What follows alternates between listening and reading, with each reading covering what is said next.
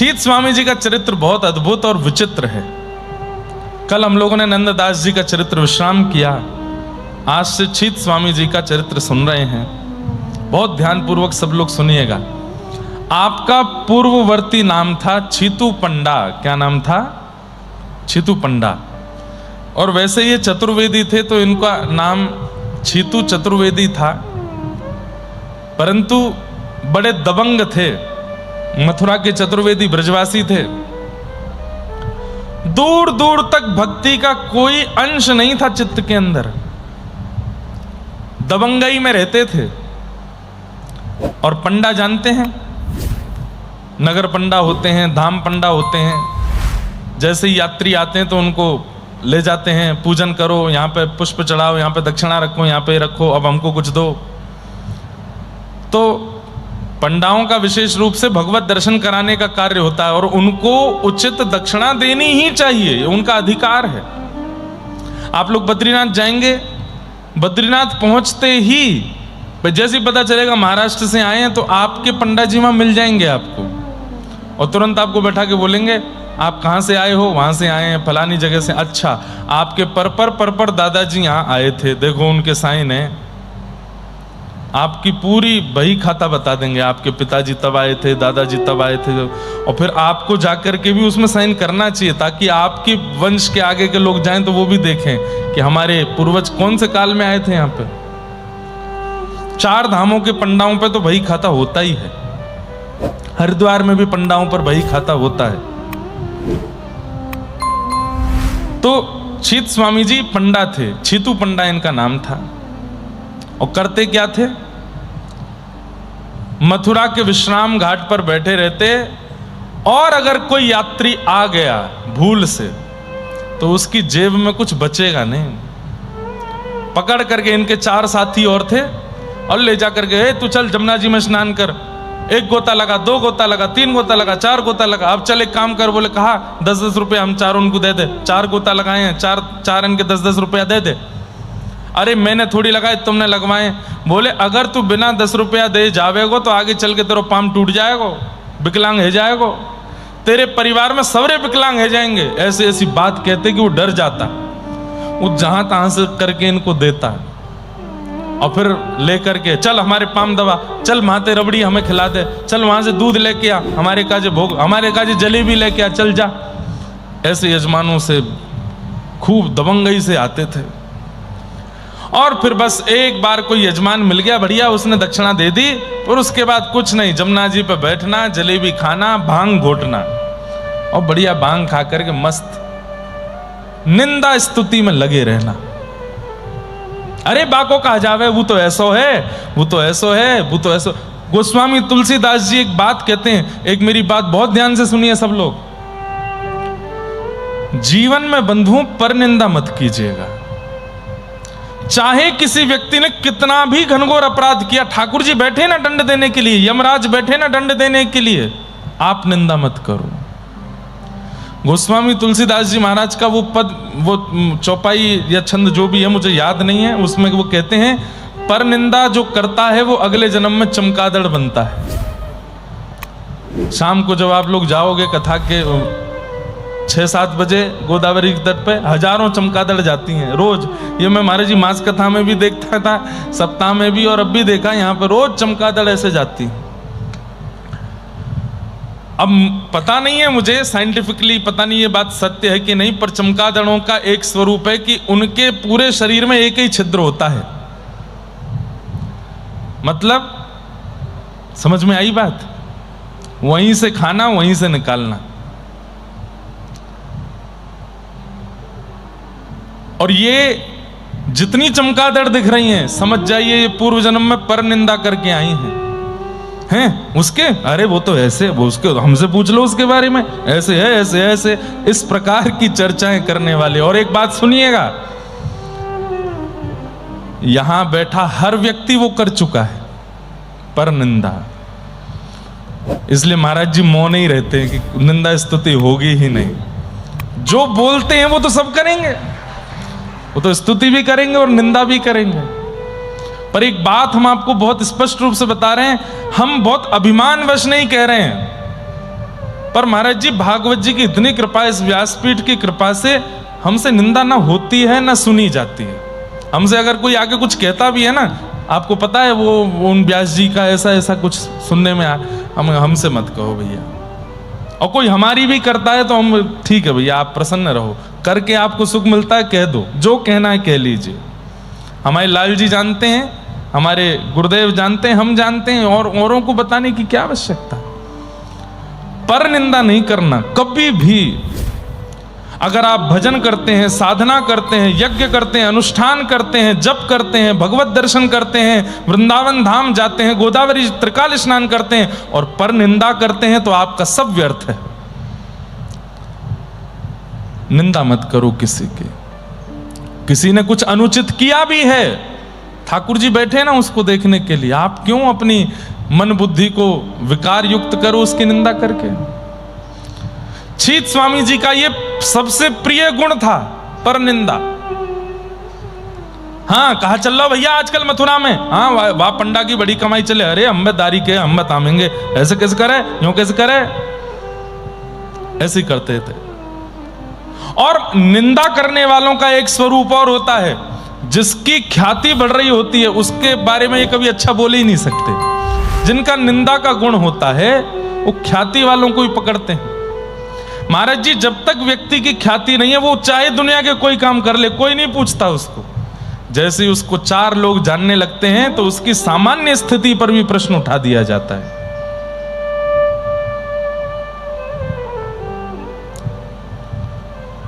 उस समय पूरे व्रजमंडल में ख्याति फैल रही थी गोसाई श्री विठलनाथ जी की, श्रीमद वल्लभाचार्य जी के सुपुत्र, जो कि पंढरीनाथ की कृपा से ही प्रकट हुए, इसीलिए नाम उनका विठल रखा। ये अष्ट सखा जो हैं इनमें 4 श्रीमद वल्लभाचार्य जी के शिष्य हैं और 4 गोसाई श्री विठलनाथ जी के शिष्य हैं। तो गोसाई श्री विठलनाथ जी का ऐसी ख्याति हो रही थी पूरे मथुरा में कि महाराज जो जाता है जब प्रणाम करके लौटता है तो नेत्रों में आंसू भर के लाता है और सब लुटा करके आ जाता है गोसाई श्री विठलनाथ जी पर। ये ख्याति चलते चलते चलते आज छीतू पंडा बैठे थे विश्राम घाट पर और अपने सखाओं से बोले, हाँ भाई क्या चल रहा है आजकल। बोले एक नाम सुनवे में आवे बार बार। बोले कौन को? बोले कछु बिट्ठल बिट्ठल करके नाम है, गोसाई विठलनाथ। तो दूसरा बोला, अरे हम्बे वाह को बड़ो नाम चल रहा आजकल, अरे इन बाबान की बड़ी मौज है, सबरे बैठ जामे अपने खोल के दुकानन ने, इतने लोग इनके चरणन में रुपया चढ़ा दें, इतने लोग इनके यहाँ जाकर के खूब माल दे के आमे और सबन के आगे तो साधक बने डोले, भीतर कमरा में जाके खूब चकाचक माल छाने। एक बोलो, मोए तो ऐसा सुनने में आयो कि उन पर कछु टोनो फोनो करो आवे। टोनो जाने? टोना मतलब जादू। मैंने तो ऐसी सुनी है कि उन पर कछु टोना फोना करवो आवे, जो उनके पास जावे वहां पे ऐसो कोई मंत्र फूक दे में कि वो उन्हीं को है जाए। भैया बातें तो दूर ही रहनो हमें। इतने में छीतू पंडा बोले, अरे ऐसो कौन सा टोना है, ने हम तो देख के आमे, हम भी तो ने एक अनुभव करके आमे कि टोना सबन पे चले, हम पे चलेगो कि नहीं चलेगो। सबरे प्रश्न, अरे हम ठीक है लाला तेने बढ़िया बात कही छीतू पंडा, वहीं चल रहे हैं। या गोसाई विठलनाथ, और हमने यूं और सुनी है कि खूब चकाचक मेवा और दे तो कहिए वो। खूब निंदा करके, और निंदा करने वालों का एक स्वभाव और होता है, वो जिसकी निंदा करते हैं उसके सामने जाएंगे और उसके सामने जाते तो हैं उसको देखने के लिए, लेकिन वहां भी कुछ अपमान कर सकें ऐसी भावना रख के जाते हैं। और छीतू पंडा ने भी वही किया। बोले इतना बड़ो महाराज है, कछु तो दे के आमे। बोले काम कर। बोले कहा, सड़ो गरो बिल्कुल पुरानो सो नारियल लेके आ, जामे अंदर कछु ना हो, बिल्कुल बेकार है गए हो। यमुना जी में नारियल चढ़ते थे, उन नारियलों में जो सबसे ज्यादा सड़ा हुआ नारियल था वो नारियल उठाया, और एक खोटा सिक्का जिसको दुनिया में कोई कहीं नहीं चला सकता, ये दक्षिणा लेकर के गए। और छीतू पंडा बोला, हाँ अब आएगो आनंद, दुनिया तो लाखों चढ़ाती होगी चरणन में, ये चढ़ावेंगे हम। बंधुओं, ये स्वभाव अच्छा नहीं है। छीतू जी तो बच गए, हम नहीं बच पाएंगे। इसलिए स्वभाव व्यवहार से बचिए। और विशेष रूप से आध्यात्म जगत में क्या होता है कि महाराज जी हैं, गुरु जी हैं, व्यास जी हैं, संत हैं, वो तो सबसे बात करते नहीं। कई बार परिकर के लोग, कई बार उनके संग रहने वाले लोग, कई बार उनके समीप जाने वाले लोग, कई बार उनके शिष्य ही दुनिया के सामने ऐसे प्रवर्तक बन जाते हैं, इनके बारे में तो हमसे पूछ लो, हम सब जानते हैं, ये ऐसे हैं वैसे हैं, ऐसी ऐसी बातें। अच्छा नहीं है, उन्हें पता भी नहीं होता है और उनके बारे में सब बोल रहे होते हैं।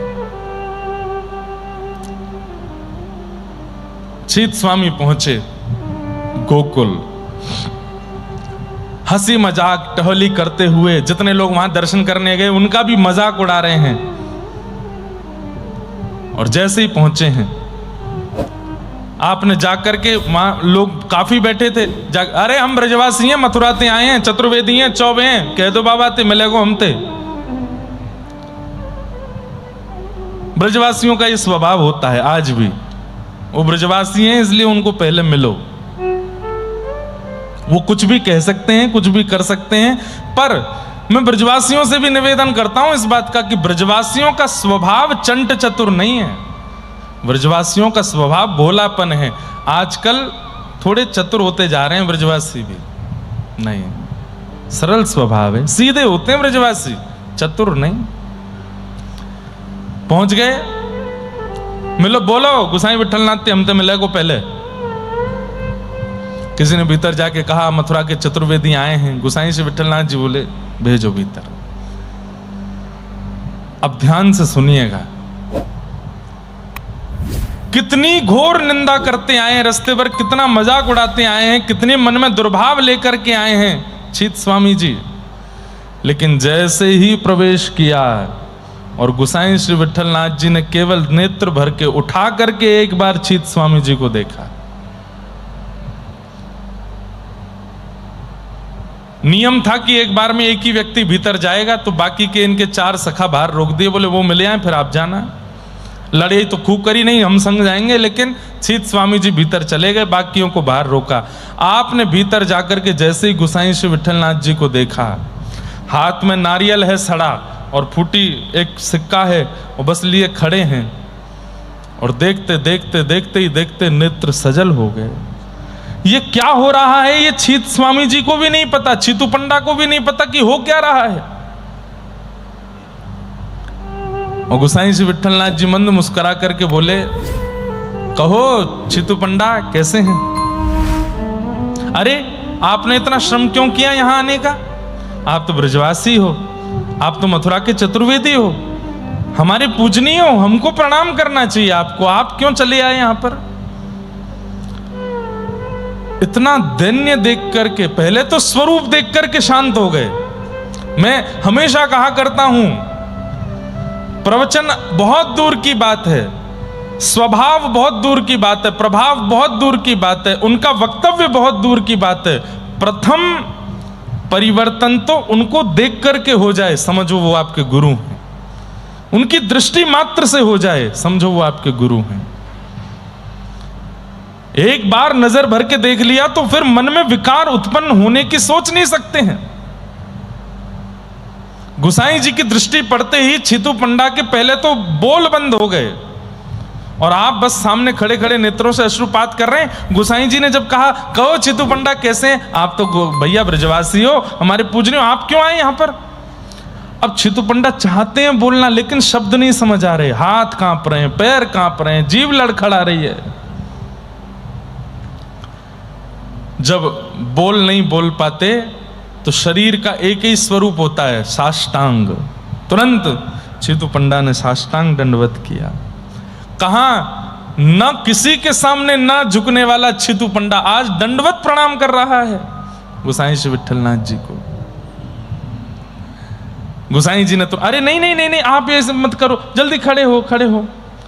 और बस आपकी आंखों में आंसू हैं, नेत्र लाल पड़े हैं, मुख से कुछ वचन नहीं निकल रहा, हाथ कांप रहे हैं, पैर कांप रहे हैं।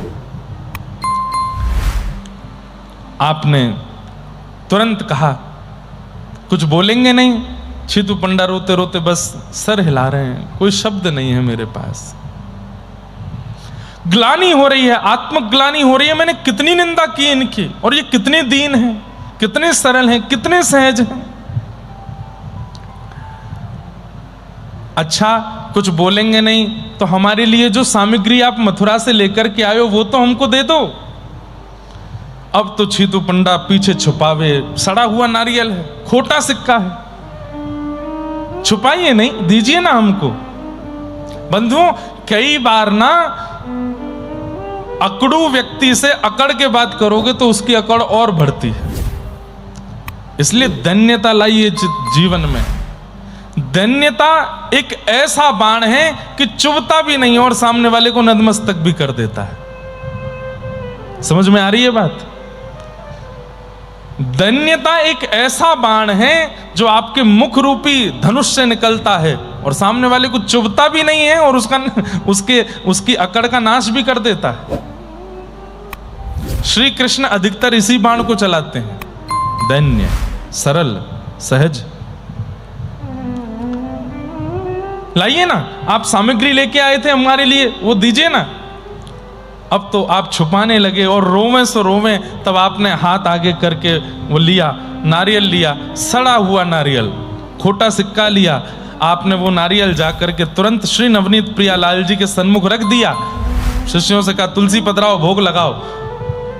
छीत स्वामी जी मना कर रहे हैं, अरे वो सड़ा हुआ गला हुआ नारियल है, उसको भोग मत लगाओ। लेकिन जैसे ही फोड़ करके खोला, अद्भुत, बिल्कुल श्वेत, अंदर मलाई से युक्त वो नारियल, अद्भुत नारियल। खोटा सिक्का जो था ठाकुर जी के चरणों में चढ़ाया, स्वर्ण का हो गया। ये देखते हुए छीत स्वामी जी ने अपने आंखों के आगे देखा और कितना टूटते भीतर से। अब तो टूट टाट करके, मतलब बिल्कुल ये समझिए कि अब छीतू पंडा बचा ही नहीं है, खत्म हो गया। मन बुद्धि विकार में जितने दोष थे सब नष्ट हो गए। तब बस हाथ जोड़ करके आप गोसाई श्री विठलनाथ जी को देख रहे हैं और बस रोते जा रहे हैं। गोसाई जी बोले कुछ कहिए ना। अच्छा एक बात, अष्ट सखाओं में सबके अंदर कवित्व और गायन का जन्म से ही गुण था, छीतू पंडा में नहीं था।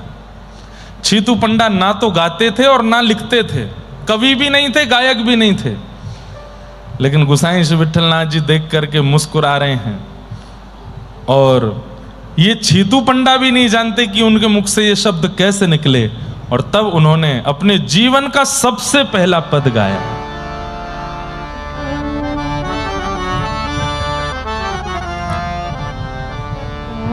भई अब गिरधर सो पहचान, भई अब गिरधर सो,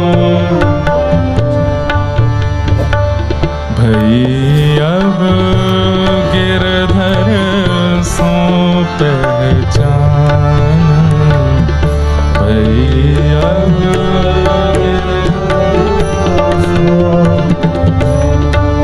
अरे यहाँ सालों साल निकल जाते हैं, ठाकुर जी का अनुभव नहीं होता। दीक्षा ले लेते हैं, धाम जाते हैं, परिक्रमा करते हैं, दंडवत करते हैं, त्रिकाल गोदावरी यमुना गंगा स्नान करते हैं, त्रिकाल संध्या करते हैं, तब भी हमको भगवत अनुभव नहीं होता। यहाँ चंद मिनट निकले हैं और कहाँ अत्यंत विकार युक्त, अत्यंत निंदाओं से युक्त छीतू पंडा क्या गा रहे हैं? भई अब गिरधर सो पहचान, जिनको वेद कहते हैं कि वेदहु पार ना पायो, श्रुतिम अपरे स्मृतिम अपरे भजन्तु भव भीता नीतिम अपरे। जिसे श्रुतियां नहीं समझ पाती, नीतियां नहीं समझ पाती, उन ठाकुर जी के लिए छीत स्वामी कह रहा है कि मैं 2-4 मिनट ही हुए आए हुए और वो कह रहे हैं कि मैं पहचान गया। यही तो गुरु कृपा है। भाई अब गिरधर सो पहचान, भाई अब गिरधर सो इससे भी बड़े आश्चर्य की बात, वो गाना नहीं जानते हैं, वो लिखना नहीं जानते हैं, उनके पास ये शब्द आ कहां से रहे हैं? गुरु कृपा में बहुत बल है बंधुओं, और ये गुरु कृपा का ही प्रसाद है। मैं केवल अष्टसखाओं की बात नहीं कर रहा हूं, आप किसी भी भक्त को उठा लीजिए, बिना गुरु के गोविंद की कृपा नहीं होती, नहीं होती, नहीं होती, यह काट्य प्रमाण है। लेकिन कितनी जल्दी गुरु कृपा होती है, ये अनुभव चीतू पंडा के विषय में करो। कुछ मिनट ही हुए हैं और अब गा रहे हैं, भई अब गिरधर सो पहचान। गाइए,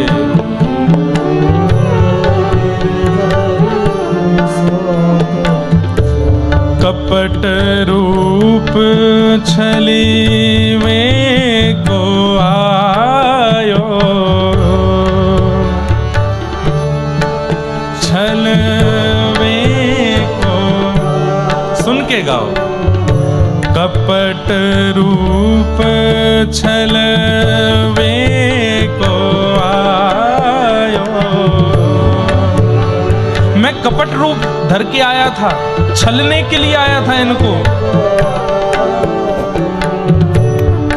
पुरुषोत्तम नहीं जान, पुरुषोत्तम नहीं जान, भई अब गिरधर सो पहचान, भई अब गिरधर सो। मैं तो कपट रूप धारण के आया था, इनको छलने के लिए आया था। मुझे क्या पता था कि मैं किसी व्यक्ति से नहीं, किसी आचार्य से नहीं, किसी गुरु से नहीं, मैं साक्षात पुरुषोत्तम से मिलने आ रहा हूं। अरे मेरे पुरुषोत्तम तो आप ही हैं, मेरे नाथ तो आप ही हैं, नंद नंदन यशोदा नंदन गिरवरधारी, जो कहो सब आप हो गुरुदेव। पुरुषोत्तम नहीं जान, ओ पुरुषो,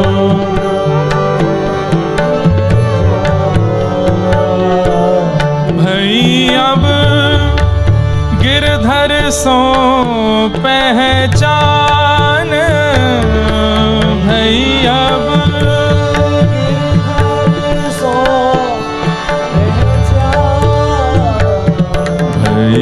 अब गिरधर सो पहचान,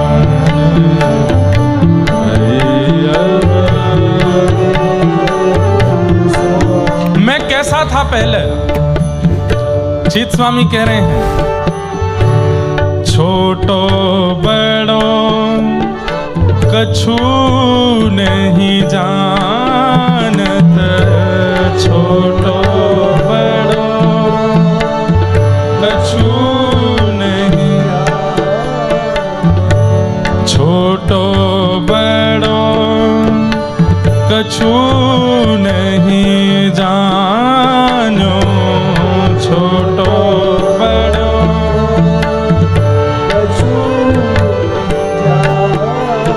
क्योंकि छाए रहो ज्ञान, ओ छाए रहो।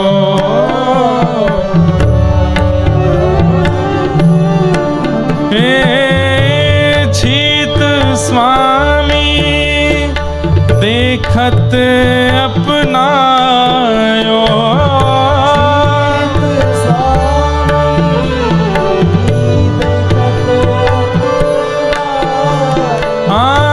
चीत स्वामी देखत अपनायो,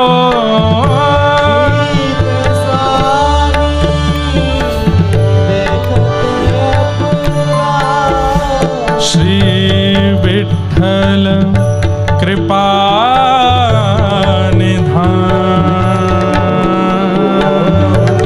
विठ्ठल कृपा, भई अब गिरधर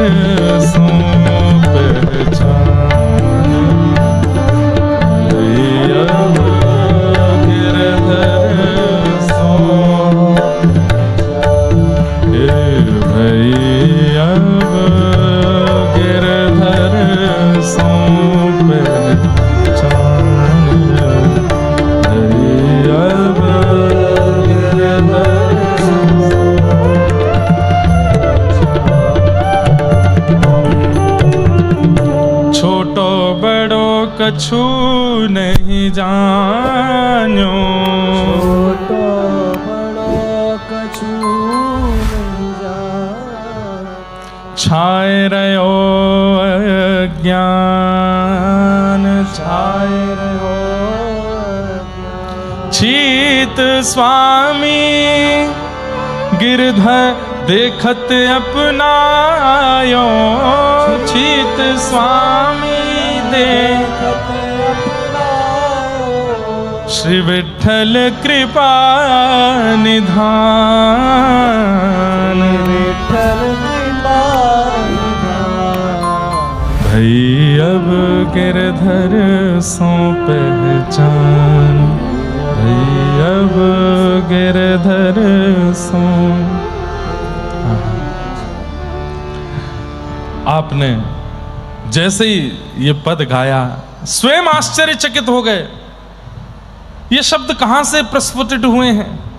तब अंत में आप समझ गए कि ये सब इनकी कृपा है, ये मेरा बल नहीं है, ये मेरा वश नहीं है, ये मेरी योग्यता नहीं है, ये जो मैं कर रहा हूं ये सब इनकी कृपा है। और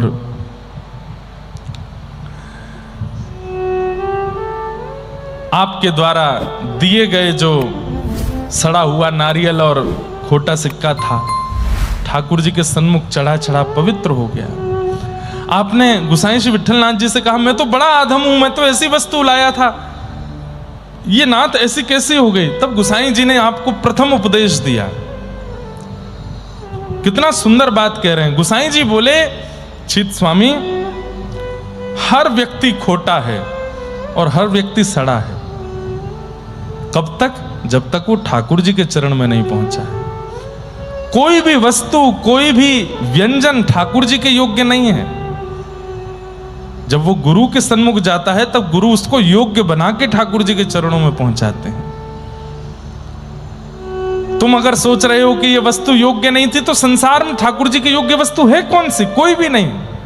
कोई पवित्र नहीं है, कोई अच्छी नहीं है, कोई शुद्ध नहीं है, कोई ऐसी नहीं है जो खोटी ना हो, सब ऐसे ही हैं।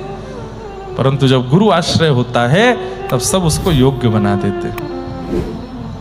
छीत स्वामी बोले, वो तो खोटा सिक्का अलग बात है, सबसे बड़ा खोटा तो मैं था। आज मुझे पहली बार अपने जीवन का अस्तित्व समझ में आ रहा है, मतलब समझ में आ रहा है। नाथ, बस अब आपको छोड़ अब कहीं और जाना नहीं है मुझे। रख लीजिए। हो चरणात पत्र को छैया। एक और पद गा दिया। कृपा सिंधु श्री वल्लभ नंदन, बायो जात राखो गए भैया। मैं बाहर जा रहा हूं, मेरा हाथ पकड़ लीजिए नाथ। नव नख चंद्र सरद राकाशि, त्रिभुत ताप मेटत छिन महिया। चीत स्वामी गिरधरन श्री विठ्ठल, सुजन बखान सकत श्रुति नैया। हो चरणात पत्र को छैया। सदा के लिए आप कृपा करके अब मुझे अपने चरणों में ही स्थान दे दीजिए। आपने अभी तक इनको दीक्षा प्रदान नहीं की। एक दिन पूरा गोकुल में रहे। वो 4 सखा बाहर खड़े हैं। कहा भैया हमारे छीतू पंडा को अभी तक लेकर के नहीं आयो। दूसरा बोलो कहीं जादू तो ना कर दियो, वही टोना वारो बैठो भीतर, वापस जादू ना डाल दियो हो। आप चारों बड़े व्याकुल हो गए। तभी आपने अब कुतूहल मचा तो एक खिड़की से जाकर के भीतर देखा तो छीतू पंडा तो हाथ जोड़ करके बैठे, आंखों से आंसू बहा रहे। गोसाई श्री विठ्ठलनाथ जी उनको सहला रहे हैं। ओहो, ये चारों तो सिर्फ अरे है गयो बंडा धार है गयो भैया, ये तो छलवे के काज है। भीतर देख का एरो है। खिड़की से झांक के देखा तो छीटू पंडा तो रो रहे हैं, भाव विहल होकर चरण पकड़ रहे हैं। अरे जी हमारो ही छीतू है, ये आज तक अपने मैया बाप के चरणन में तो झुको नहीं है, दूसरे के चरण में कैसे झुक रो है? ये हमारो छीतू पंडा या को का है गयो? अरे भैया रोगी बना दियो, वैद्य के पास ले जाना पड़ेगा, हमारे छीतू पंडा को का है गयो? संध्या का समय हो गया, छीतू पंडा जब बाहर आए, मैंने कहा ना कि व्यक्ति जब वैष्णव बनता है ना, उसकी रूप स्वरूप अलग हो जाता है। जब तक आप भक्त आवरण में नहीं आते, नेत्रों में चतुरता दिखती है, चाल में अहंकार दिखता है, बोली में मद दिखता है। लेकिन जैसे ही आप भक्त बनते हैं, भक्तापन्न होते हैं, आपकी चाल दीन हो जाती है, आपके नेत्र अत्यंत कोमल हो जाते हैं, आपकी बोली अत्यंत मधुर हो जाती है, सब में दीनता आ जाती है। दैन्यता प्रमाण है कि आप शरणागत हो चुके हो, और दैन्य नहीं आया है। आजकल लोग भक्ति भी केवल फेमस होने के लिए करते हैं, क्योंकि ट्रेंडिंग चल रही है। हम कह तो देते हैं तस्मात् केनाप्युपाये न मनः कृष्णे निमेषयेत्, किसी भी उपाय से सही भगवान के चरणों में आ तो रहे, पर भाई वही बात हो गई ना कि पवित्र नदी के पास जाकर के भी जल नहीं पी रहे हैं, तो कितने बड़े दुर्भाग्यशाली हैं। भक्ति करके भी, भगवत धाम जाकर के भी भक्तापन्न नहीं हो पा रहे, तो ये दुर्भाग्य नहीं है तो क्या है? केवल पॉपुलैरिटी, फेमस होने के लिए थोड़ी करना है।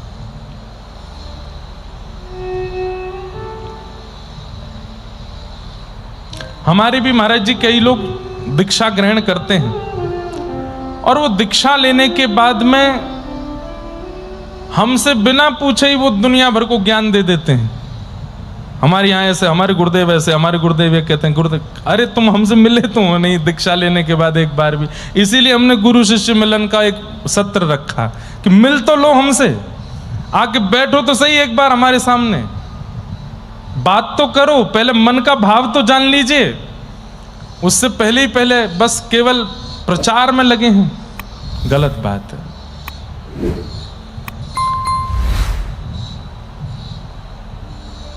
जैसे ही आप संध्या के समय बाहर आए, चारों सखाओं ने घेर लिया। छीतू, अरे लाला तो का है गयो, ये आंखन में आंसू कैसे भर रहे? अरे तेरी अकड़ कहां चली गई रे?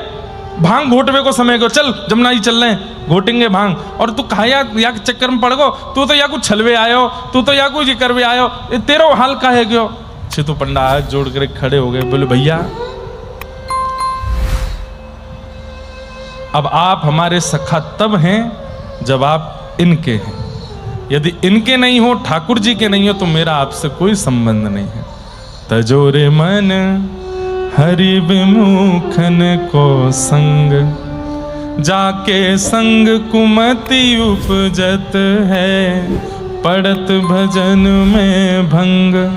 तजोरे मन हरि विमुखन को संग। और छीतू पंडा जी ने तुरंत किया, अपने सखाओं से कह दिया, भाई मुझसे मित्रता रखनी है, मेरी मित्रता में रहना चाहते हो तो नवनीत प्रिया जी के शरणागत हो जाओ, गुसाई श्री विठलनाथ जी से दीक्षा ले लो, तो तुम मेरे सखाओ, नहीं तो मेरा तुमसे कोई संबंध नहीं।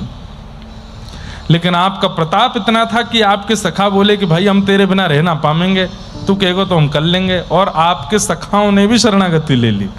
गुसाई श्री विठल पूरे परिवार को, खानदान को जो मिलता उसको श्री चीत स्वामी जी कहते, मुझसे संबंध रखना है, चाहते हो कि तुम्हारी बेटी के ब्याह में आऊं, चाहते हो कि तुम्हारा ये करूं, तुम तो पहले जाओ गिरिराज जी दर्शन करके आओ, वृंदावन के प्रति समर्पित होके आओ, व्रज रज लगाना प्रारंभ करो, तिलक धारण करना शुरू करो, घर में नियमित रूप से ठाकुर जी की सेवा प्रसादी सिद्ध करो, तो मेरे तुम हो, नहीं तो मेरा तुमसे कोई संबंध नहीं। हम लोग नहीं बन पाते ऐसे।